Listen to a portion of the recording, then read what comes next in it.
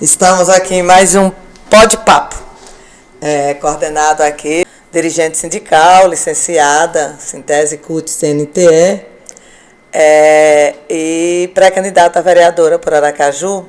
E nesse processo aqui de debates e discussões acerca de problemas que são muito fortes para nós, para a sociedade brasileira, para o povo de Sergipe, de Aracaju e do Brasil. E nós estamos em pleno São João. Hoje é um dia de festa, ontem e hoje as pessoas estão em festa.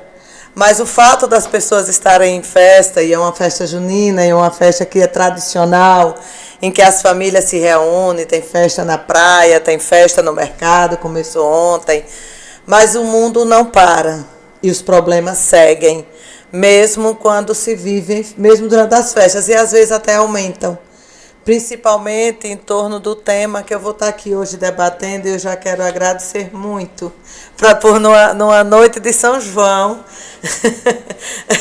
contar com a militância, Shirley, professora Shirley, porque isso é o papel de militante, de ativista, de quem defende uma causa.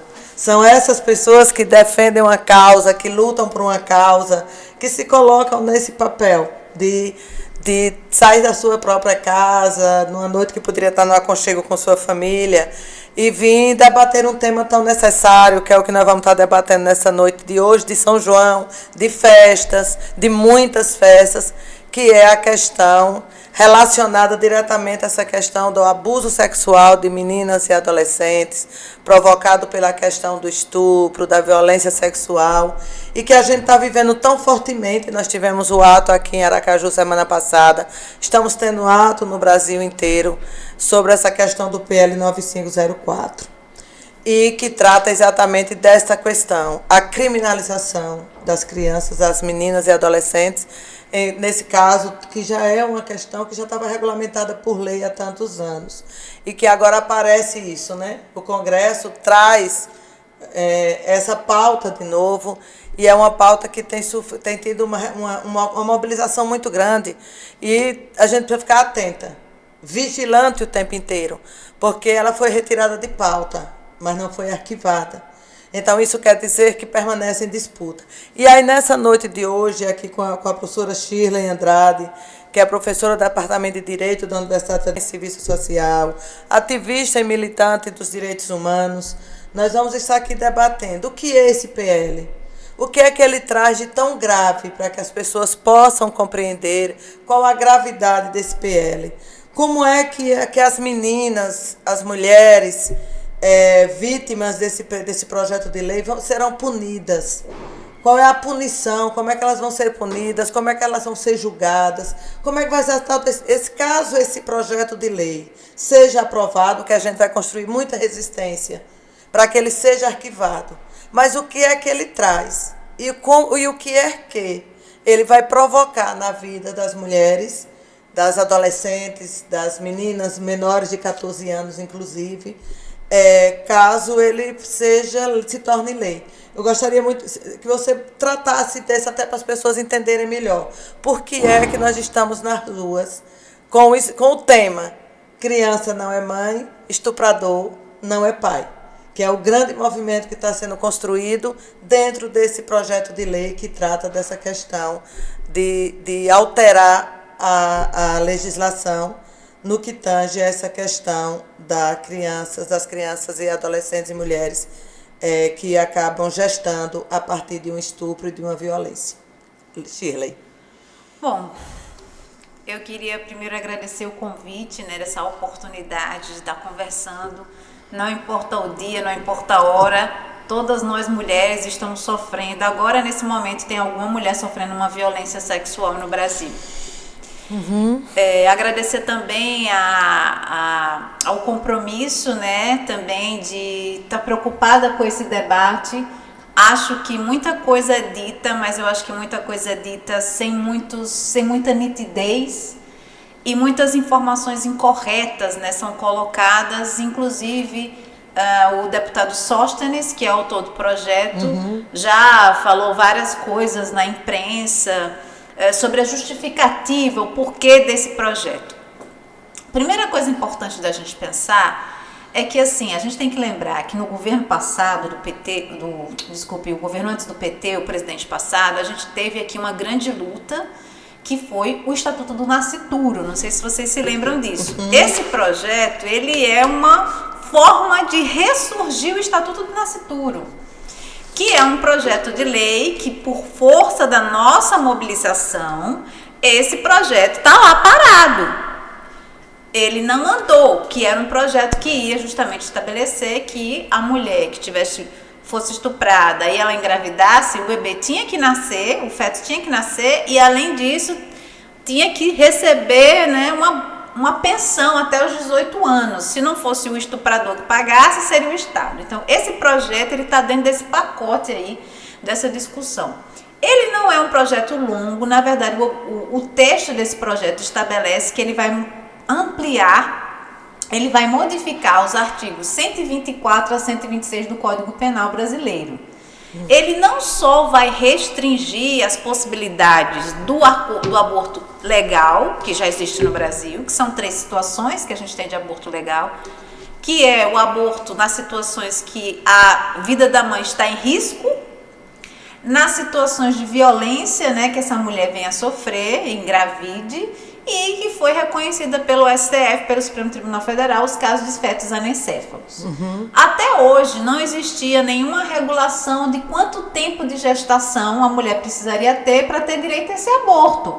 Na verdade, até hoje não existe. A lei, o Código Penal brasileiro, não diz que só pode com 12 semanas ou com 15 semanas. Não existe nada nessa regulamentação na lei falando sobre isso. O que esse projeto quer fazer, o que na verdade as pessoas que estão apoiando esse projeto quer fazer, inclusive nós temos um vereador, nós temos um deputado em Sergipe, que é o Rodrigo Valadares, que também assinou esse projeto. Parece que foi o único deputado que teve coragem, né, de assinar, os outros estão tudo calados.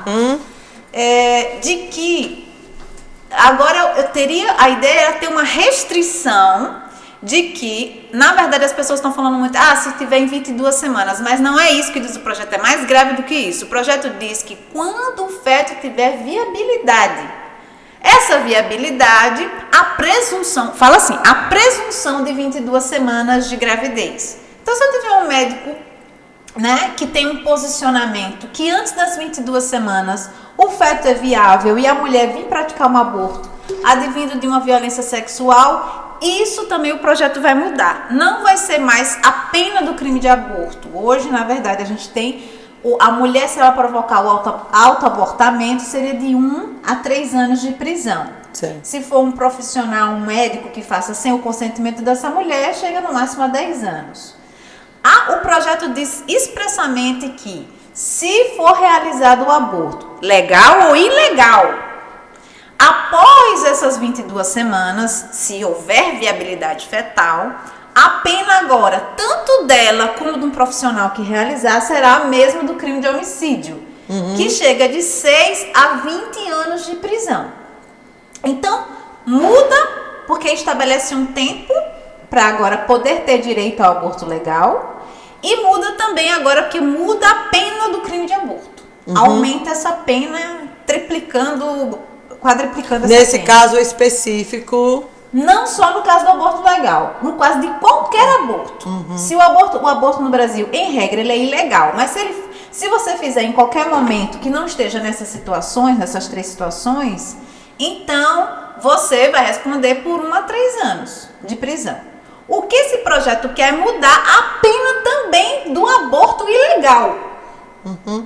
Então, isso é bem complicado. Primeiro, estabelecer essa quantidade de tempo, porque a gente tem uma série de problemas no Brasil. A gente não consegue. Existe o chamado mapa do aborto legal. Vocês podem visitar um site muito interessante que fez uma pesquisa, um levantamento. Quantos equipamentos a gente tem no Brasil que oferecem serviço de aborto? A gente tem só 132 hospitais no Brasil inteiro que oferecem esse serviço. E só a Sergipe só tem um.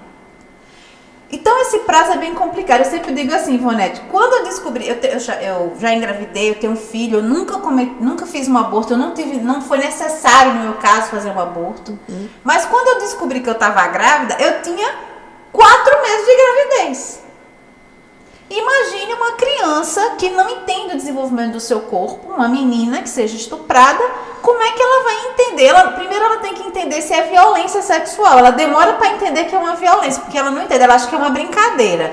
Com o tempo é que ela vai entender. Depois para entender que estava grávida e a família entender. Então esse prazo ele não é razoável.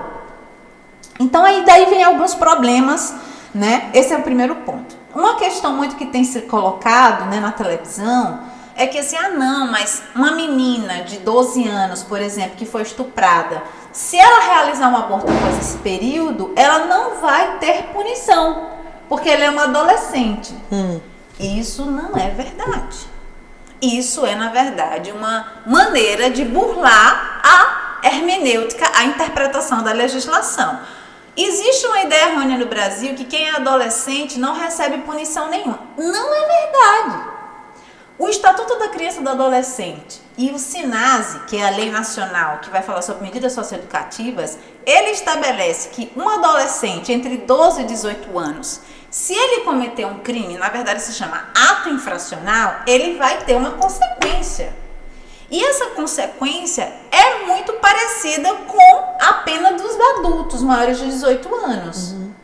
Então, uma menina de 12 anos que foi estuprada, se ela, por esse projeto de lei, se ela cometeu o aborto após a viabilidade fetal, ela vai responder por um ato infracional. E esse ato infracional, ele é punido, uma das punições, não posso chamar tecnicamente de punição porque não é maior de 18 anos, mas na prática porque é privar a pessoa da liberdade dela, que é a medida de internação. O que é a medida de internação? É a medida de prisão para o adolescente. Então não é verdade que as meninas não vão ser punidas. Tecnicamente eu não posso falar na palavra punição, mas vai ter uma consequência que vai restringir ou privar essa menina da liberdade. Ainda tem uma outra questão que eu queria levantar que ninguém está falando. Gente, o aborto, o homicídio são crimes contra vidas previstos no Código Penal. Quem vai julgar esse crime é o tribunal do júri. Não é um juiz togado, não é um juiz concursado, não é um juiz que se formou em direito. Quem vai julgar esse crime, no caso dos maiores de 18 anos, é a população.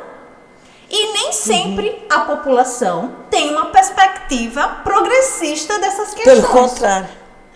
É tanto que eu não sei se você se lembra, Ivonete, que também o telespectador que está escutando a gente, é que até um dia desse existia uma tese chamada legítima defesa da honra.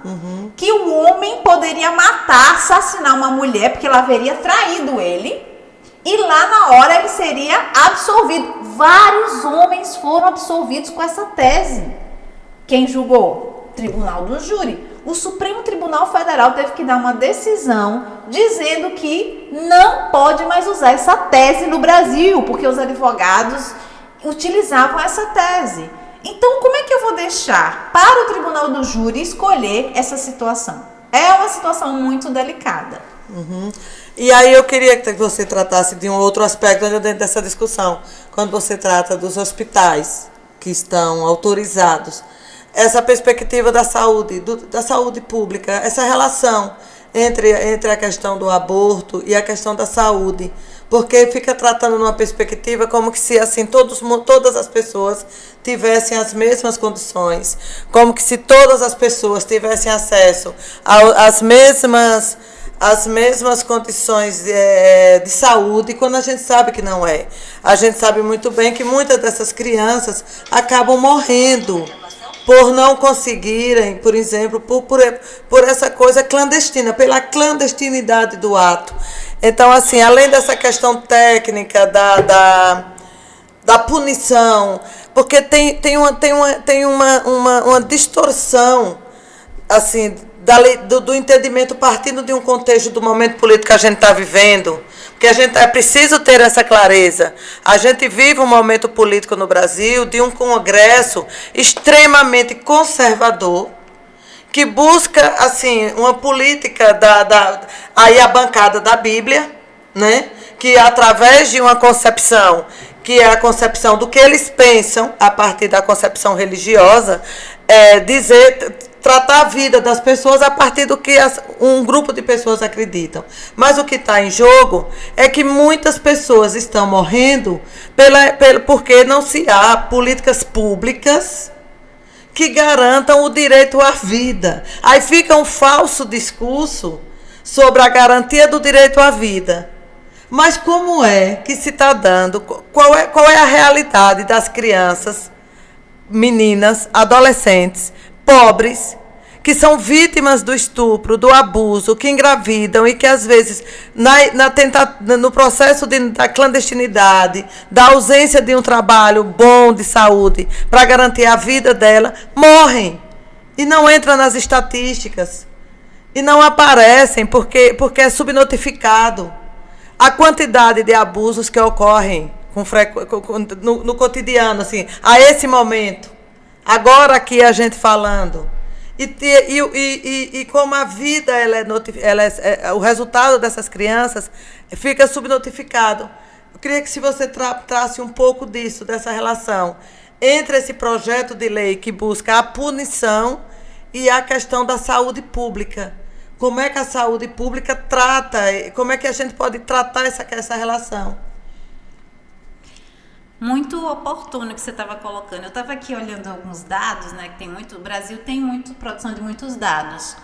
Oficialmente, às vezes, a gente não tem esses dados, mas a universidade pública tem feito um papel impressionante na produção desses dados. Em 2021, a gente teve a pesquisa nacional sobre o aborto, feito pela companheira Débora Diniz, mais outros professores de universidades norte-americanas, e tem um dado muito interessante, Ivonete. 52% das mulheres que fizeram aborto, elas fizeram aborto pela primeira vez antes dos 19 anos. Uhum. Então, assim, quando a gente olha os dados, né, também a gente teve o Atlas da Segurança Pública aqui em 2023, que trouxe dados do que aconteceu em 2022. Até o momento foi o ano que houve o maior número de estupros no Brasil. Registrados, porque a gente sabe que muitas mulheres acabam não indo registrar. 66% dessas pessoas que foram estupradas foram meninas menores de 13 anos de idade.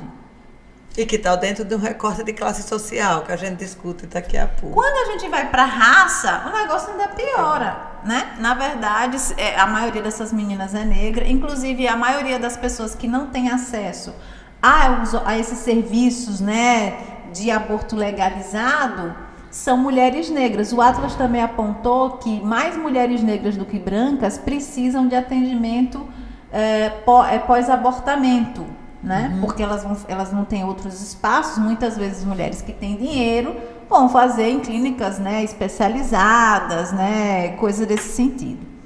Então, a gente tem o número de equipamentos nesse site Mapa do Aborto Legal. É muito interessante porque eles fazem uma pesquisa sobre quais são os equipamentos no Brasil.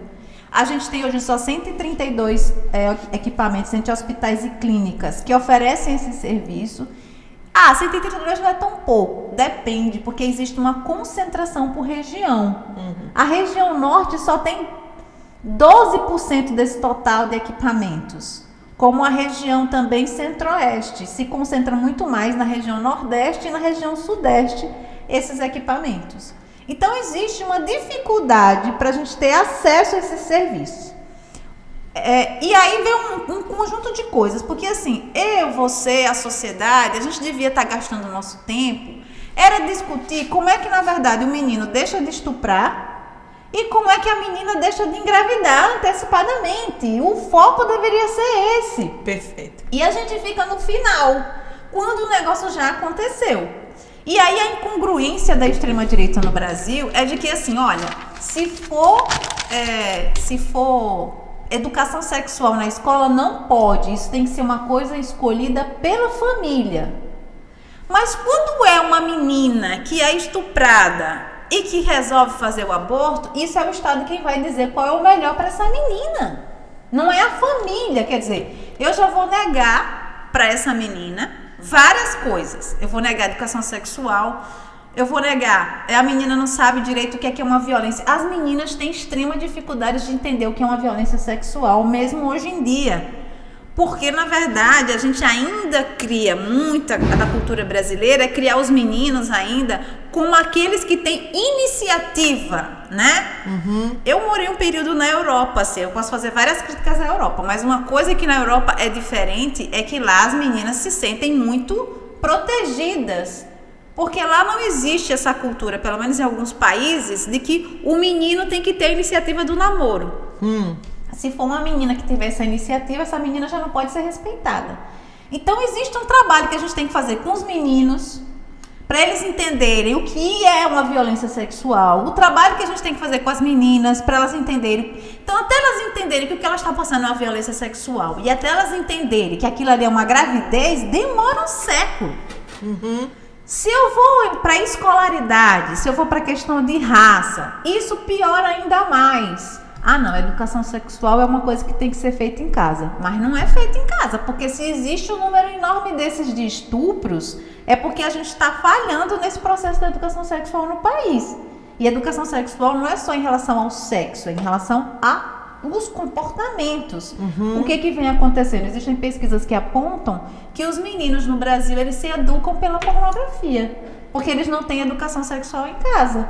E o que a pornografia ensina? Que a mulher é sempre passiva, que é um menino, porque a pornografia geralmente é para homens, os filmes são feitos para o que os homens acham que as mulheres gostam. E a pornografia muitas vezes está errada. Então a gente está falhando em vários aspectos. Então esse projeto de lei, ele na verdade, ele piora essa situação.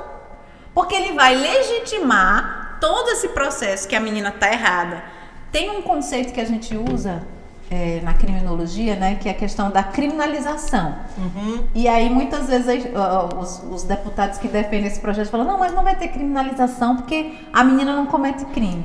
Mas existe até um autor chamado Becker, que ele tem um livro chamado Teoria do Etiquetamento. E ele diz que, na verdade, o que acontece na sociedade é que a gente bota umas marcas nas pessoas. Então, a partir do momento que eu digo que se você fizer um aborto, você vai responder por uma medida socioeducativa, eu estou dizendo que você está errada, que você tem que se enquadrar. Então, o que esse projeto está fazendo é dizendo de novo, a culpa é sua, você está errada, né? Então, existem muitos problemas e consequências legais e sociais desse projeto. Então, a gente tem mais é que lutar mesmo contra ele. Então, porque aí você traz uma questão que acho que a gente precisa refletir sobre isso. A questão de, por exemplo, a origem do debate não é o fim. O PL busca dizer assim, olha, vamos criminalizar, caso ocorra. Mas e o processo histórico? E o contexto social? Que a gente pode aprofundar também essa discussão. Onde ocorre o maior número de crianças e adolescentes, meninas e adolescentes que acabam engravidando precocemente, vítimas de um assédio, vítimas de uma violência sexual. E aí, quantas pessoas que cometem o estupro são criminalizadas, vão para a cadeia por terem cometido o crime? Assim, fica-se buscando, nós vamos ter que criminalizar a pessoa que sofreu o estupro, passando por uma situação de uma adolescente, uma menina, uma criança de menos de 13 anos que é estrupada, que é violentada e que às vezes isso ocorre, é outro estudo que se apresenta com muito dados, é que às vezes esse tipo de abuso acontece no convívio familiar. E aí a própria criança fica com vergonha, a vergonha de relatar o fato, a vergonha de conversar, ou mesmo essa coisa que você coloca, de culpabilizar quem foi vítima e não o agressor. Sabe, tem uma distorção aí, que passa pela questão de gênero, porque o homem, para tudo é permitido. O homem fez o fato, o assédio, a violência, a importunação, o estupro, e a própria lei dá 20 anos para quem é vítima e 10 anos para quem é o culpado. Então cria-se uma inversão de que nós sabemos, aí mostra a quantidade de crianças, adolescentes que são que são violentadas, que são abusadas, e a gente o Brasil não constrói uma política de fortalecer a punição para os abusadores, mas busca uma política de punir quem foi abusada, quem foi violentada, quem foi vítima de algo que vai carregar para a vida. Então, acho que esse é um aspecto que a gente precisa trabalhar e pensar. E aí, nessa perspectiva, mulheres e mulheres negras, assim, esse acho que é um fator que precisa ser amplamente debatido, porque esse é outro PL, dentro do contexto histórico que a gente vive, dentro desse congresso dessa composição do congresso que a gente está tendo, que é de penalizar, que é de punir crianças, mulheres, negras e pobres, porque as brancas e ricas não vão entrar nesse quadro. Eu queria que você tratasse disso, dessa relação com a classe social, dessa relação entre esse projeto de lei e a classe social, porque tem uma relação profunda dentro dessa discussão que passa por essa relação, do propósito desse projeto político no momento de disputa, de projeto de sociedade, de concepção de sociedade, onde se busca alterar um projeto, provocar um retrocesso tão grande numa questão que já foi conquistada desde 1940. Aí agora a gente vem vivendo um retrocesso muito grande, que vem penalizar principalmente pessoas, mulheres e crianças e meninas que estão dentro de um grupo social. E aí há uma relação muito grande entre esse projeto de lei e essa questão da classe social e do lugar onde as pessoas vivem, como elas vivem e onde elas estão.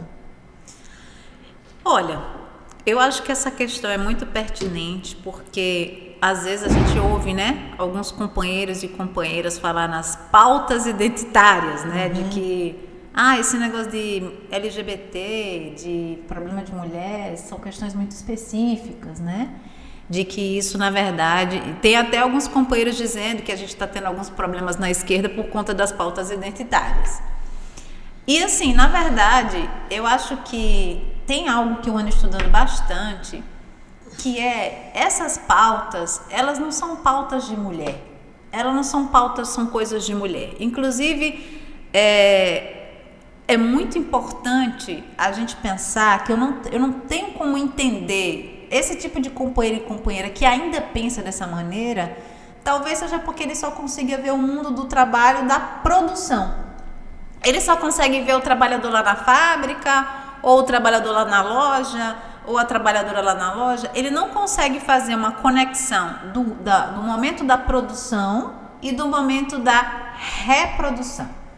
Então, hoje já existem várias análises no Brasil, o movimento feminista deu uma grande contribuição nesse aspecto, que não existe no sistema capitalista trabalhador na fábrica sem uma mulher que lava um prato. É uma relação necessária. Na verdade, não existe produção sem reprodução. Então, para você ter um trabalhador saudável lá na fábrica, ele precisa ter roupa lavada, ele precisa ter comida, ele precisa ter um ambiente limpo, né, para que ele possa produzir. Então, hoje, na verdade, não há mais o que negar dessa relação. Então, o aborto é uma pauta de luta de classes, porque a reprodução social é exatamente isso. É que o capital, ele precisa se apropriar da nossa gestação para criar os novos trabalhadores e trabalhadoras para ele. O aborto é uma forma de controlar isto. Então eu não posso deixar com que, na verdade, as mulheres pobres, que vão ser as mulheres que vão produzir os novos e novas trabalhadores, que elas possam interromper a gravidez, porque vai interromper os planos do capital. Claro que nesse cenário que a gente está vivendo, o deputado Sóstenes, ele não está pensando só nisso, porque ele sabe muito bem, né, que as mulheres ricas, elas vão fazer, porque na verdade uma coisa muito séria é que esse projeto de lei, ele não vai reduzir o aborto no Brasil. As mulheres não vão parar de interromper a gravidez por causa desse projeto, vai ser pior, elas vão fazer de forma mais clandestina, elas vão morrer mais ainda. E elas vão morrer mais, exato. Exatamente. Então, A pauta do aborto não é uma pauta contra a esquerda, é uma pauta fundamental. Os direitos sexuais e reprodutivos das mulheres são fundamentais, porque é a maneira que o capital se utiliza para controlar a produção da classe trabalhadora. Então tem que ser homem e mulher, tudo junto, que tem que realizar essa luta.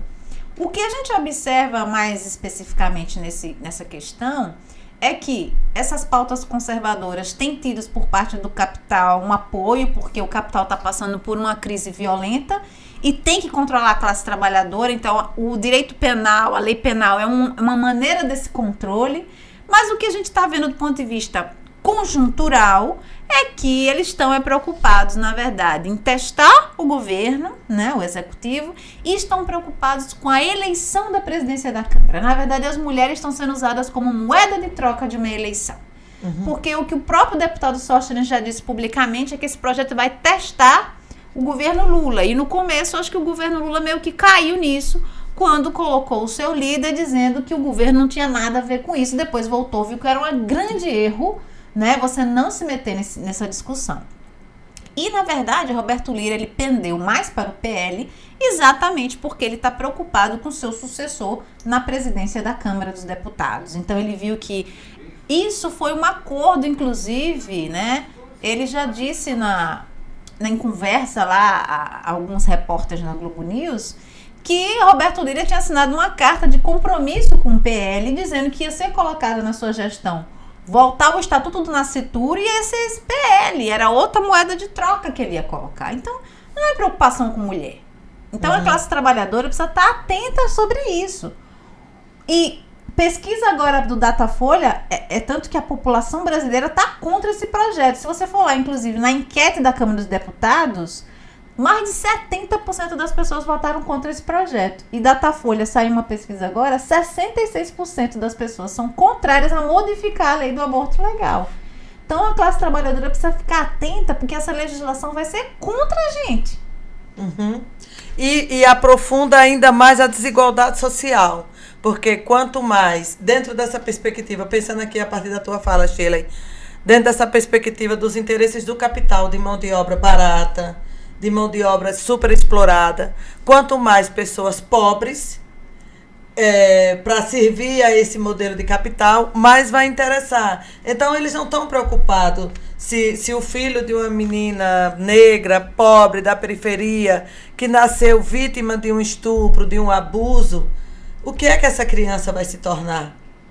O que vai ser da vida dele depois? Ele vai ser um instrumento a serviço dos próprios interesses do capital. Você traz uma análise assim extremamente interessante, porque eles vão ter mais pessoas que vão estar ali para serem exploradas a partir dos interesses que eles têm. Porque qual é a preocupação? Qual é a preocupação que eles têm? Como vai viver? Aí eles vêm defender, aí é um debate de defender a vida. Que vida é essa? Qual é a vida de uma criança que nasce de uma mãe pobre, de uma menina, de uma mulher pobre, negra, na periferia, que depois ou vai morrer pela polícia, ou vai viver do subemprego, ou vai viver atendendo aos interesses do capital? É de uma perversidade muito profunda dentro dessa perspectiva, de fato, de classes sociais. E que a gente precisa compreender que não passa apenas por um debate da legalização ou não do aborto, mas passa por uma questão de concepção e de sociedade que se pretende implementar a partir do uso da própria mulher. Assim, extremamente interessante. Outro aspecto que eu queria tratar com você para a gente ir terminando esse nosso bate-papo, e é do lugar da escola. Na sua fala, você falou assim, você citou a escola como lugar que não... e com muitos preconceitos. Sempre que se fala ainda em educação sexual, sempre nós vivemos aquele processo absurdo, né, que foi a questão do kit gay, de que a escola estava, sabe, sim, assim... da fake news. Da fake news, assim, algo absurdo. Além da gente não ter... Pensando nessa relação, antes de chegar na punição, como construir a prevenção? Porque, ao nosso ver, acho que a gente tem muita... Para quem está nesse movimento contra esse PL, tem muita clareza de que não é a punição que vai resolver o problema. É resolver o que provoca o problema. Porque o que provoca o problema é a questão do abuso, é a questão da violência sexual. E aí, eu falo agora do lugar de professora, que de mais de 30 anos no chão da escola, que penso que nós ainda precisamos avançar muito. Mas avançar muito, Shirley, porque grande parte dessas meninas que são abusadas sexualmente, que são estupradas, elas estão na escola. Mas elas não são visibilizadas. Elas não são vistas. Elas não encontram, às vezes, na família o lugar o lugar de poder falar, porque já vai ser colocado como foi você que quis, foi você que procurou. Se você não tivesse procurado, não teria acontecido. E a escola também não é o lugar onde a criança... eu queria assim, debater como a gente precisa, ao meu ver, dentro dessa luta pela prevenção, pelo cuidado com as crianças e os adolescentes, construir políticas públicas. Aí eu já estou saindo do lugar do debate, do nosso enfrentamento, da nossa luta contra esse PL, mas o que fazermos para irmos atacando a origem do problema. Políticas públicas que estabeleçam a vida das pessoas no lugar onde elas vivem, especialmente nas periferias, nos bairros mais pobres, a escola e a saúde pública. Porque se não houver uma relação entre esses espaços de discussão, sempre vai estar só. A menina, a criança, a mulher vai sempre estar só, achando que o erro foi dela, que ela é quem está errada, quando ela é a vítima, e agora podendo ser criminalizada, o que é de uma estupidez absurda. Então, para a gente encerrar, queria que tu colocasse a sua avaliação sobre esse lugar da escola como lugar de começar a ver, a perceber e a debater essa questão da violência sexual, para que tantas meninas não morram vítimas desse processo. Olha, eu queria começar dizendo, Ivonete, que eu acho que o que eles fazem não é só absurdo, mas é de uma crueldade, assim, humana. Porque é dizer, assim, que várias pessoas, inclusive, que estão defendendo esse projeto, quando vão à TV fazer parte de debates, estão dizendo assim: ah, mas não é muito melhor essa menina viver com a ideia de que o bebê, o feto nasceu e que ele está sendo adotado, do que ela viver com a ideia do aborto? É você determinar como é que o outro vai ser feliz. É você determinar, a partir da sua visão de mundo, você vai impor para aquela família o que é felicidade. Isso é de uma crueldade, de uma arbitrariedade, de um egoísmo sem limites. O aborto já é uma tragédia, o estupro já é uma tragédia.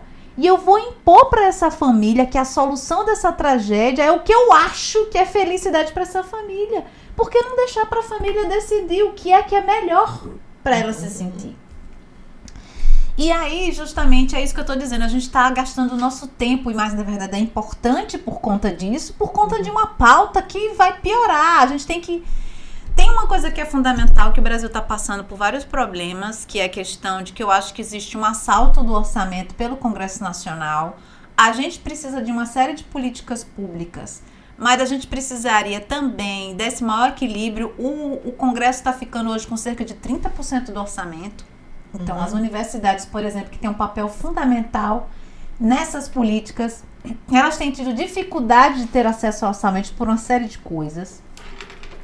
E, assim, por mais que a gente tenha problema, a escola pública ainda é o espaço onde se faz alguma política nesse sentido, né? Eu tenho uma filha que estuda no Instituto Federal, a gente tem psicólogas lá que têm feito esse trabalho, né, de diálogo realmente. Na escola privada, que eu também minha filha já estudou, não se fala nada sobre esse assunto. Não se fala sobre diferença, sobre o problema de... Eu acho que tem um esforço dos professores e professoras nesse diálogo, mas existe uma questão da pauta conservadora e diz que não pode conversar na escola sobre isso. Vai conversar onde? Vai conversar vendo filme pornô. É isso que vai fazer. Porque em algum lugar eles vão aprender sobre isso. E educação sexual, gente, não é sobre sexo. Sexo é uma das partes. Educação sexual é sobre como se comportar diante do gênero diferente do seu.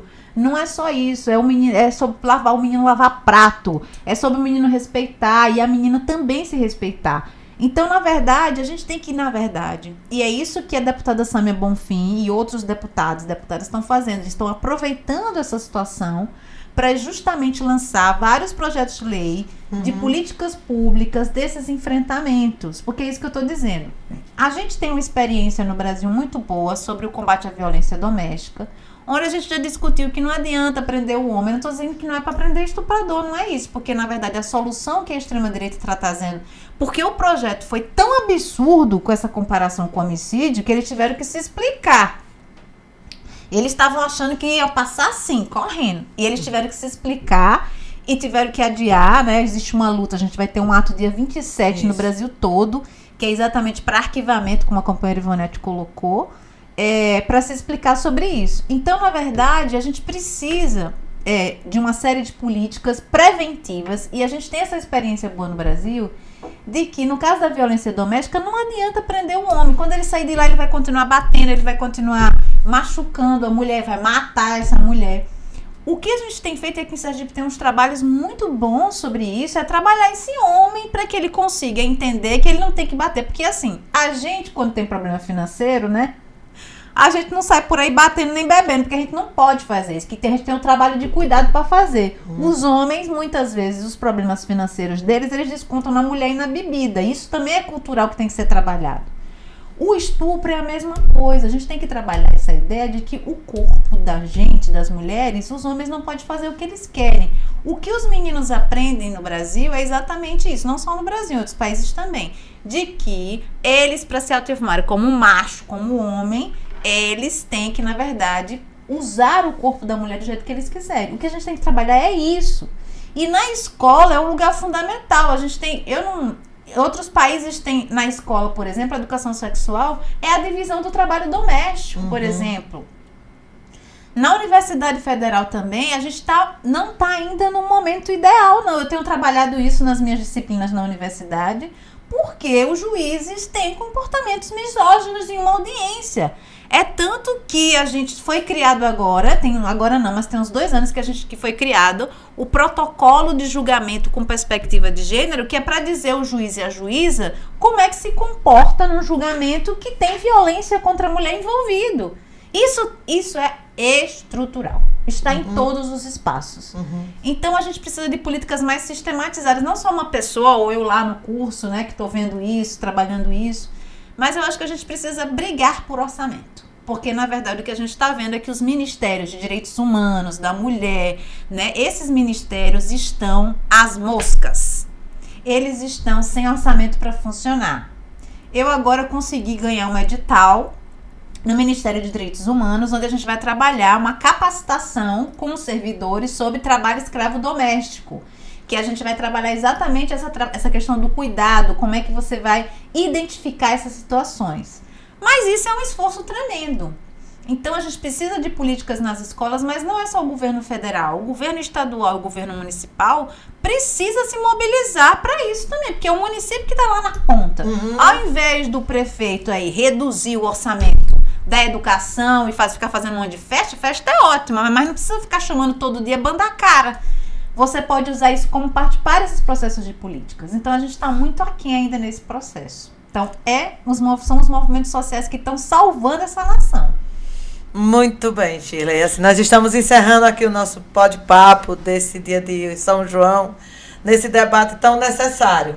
Temos festas, nesse momento aí as festas estão acontecendo, mas e as políticas públicas? E a questão de orçamento, que é uma perspectiva de financiamento e não de gasto, mas de investimento em políticas públicas que garantam a questão dos direitos humanos, da mulher, da cultura. Nós vamos estar aqui no próximo bate-papo debatendo a questão da cultura, cultura no estado, a cultura em Aracaju.